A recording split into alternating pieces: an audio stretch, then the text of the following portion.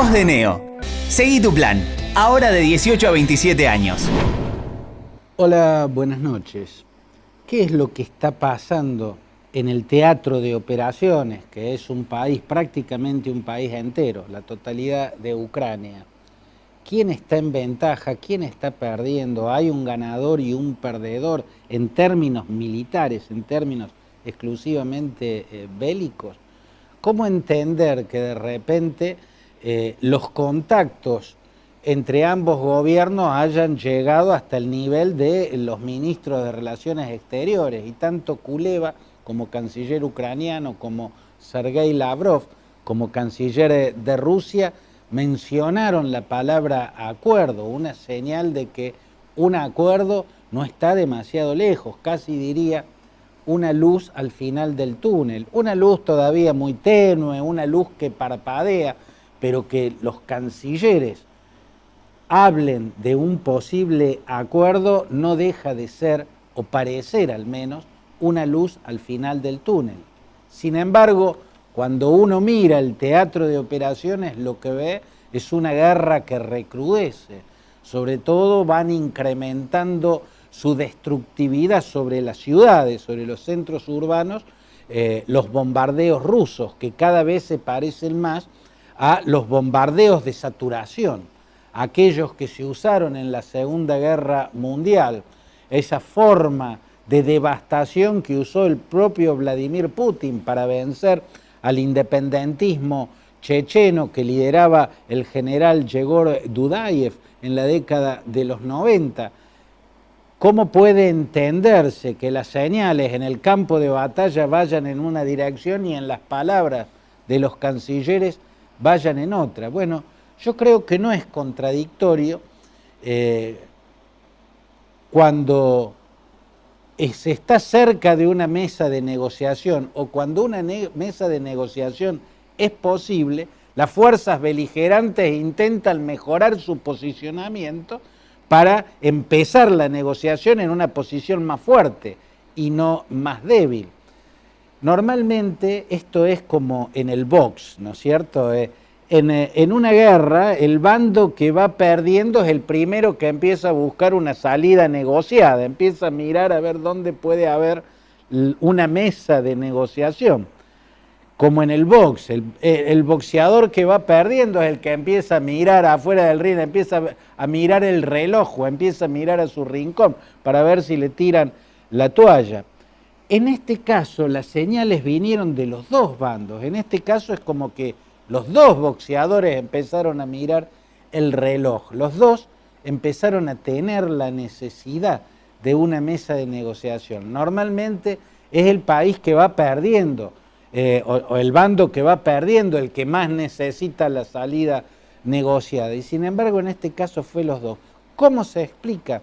Desde mi punto de vista, porque ambos bandos, el ejército invasor y el gobierno del país invadido, tienen una porción de triunfo, pero también tienen una porción de derrota. El triunfo y la derrota está en ambas posiciones. Y acá está la particularidad. ¿Cuál es el triunfo o la porción de triunfo que está del lado ruso?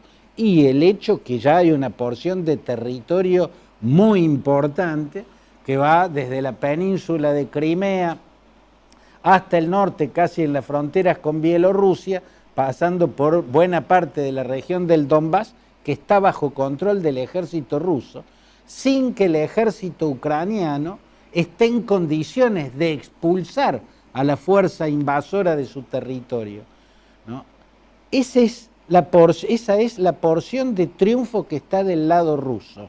Lo que han ocupado de territorio, el ejército del país invadido no tiene posibilidad de revertirlo totalmente, o sea, de sacarlos del territorio que ya han ocupado.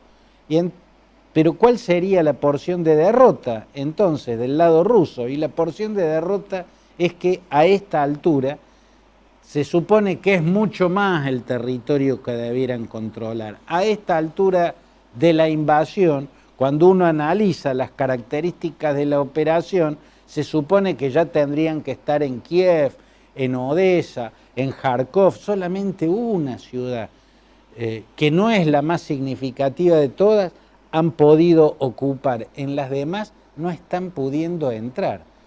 Entonces, la porción de triunfo, están adentro y el ejército del país invadido no los puede expulsar de ese territorio, y la porción de derrota, es poco lo que han conquistado y es demasiado lento el avance que están haciendo. Del lado ucraniano, la porción de victoria es precisamente la resistencia durísima que está ralentizando en términos muy notorios el avance ruso. Esa es la porción de victoria ucraniana, que es muy significativa y que está sorprendiendo al mundo incluso, además de al Kremlin, además de al país invasor, está sorprendiendo al mundo. ¿Y cuál es la porción de derrota? Y la porción de derrota es que con su ejército no pueden revertir la invasión, no están en condiciones de expulsarlo, y además esa resistencia tan vigorosa, tan heroica, que está logrando impedir que entren a las ciudades y están dando toda la sensación de que si finalmente entran a Kiev, a Odessa, a Kharkiv, esas ciudades se van a convertir en faluyas, ¿no? Por aquella ciudad iraquí de la provincia de Anbar, donde pudieron entrar las fuerzas anglo-norteamericanas, pero quedaron atrapadas en una ratonera donde se desangraron. Empieza a pensar Rusia que Kiev se le puede convertir en Faluya, que Odessa se le puede convertir en Faluya.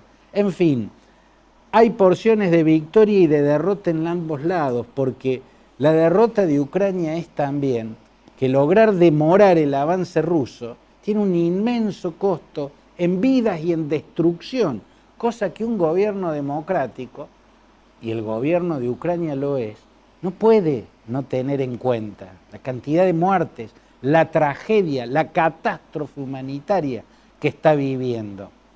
Entonces vemos esta particularidad.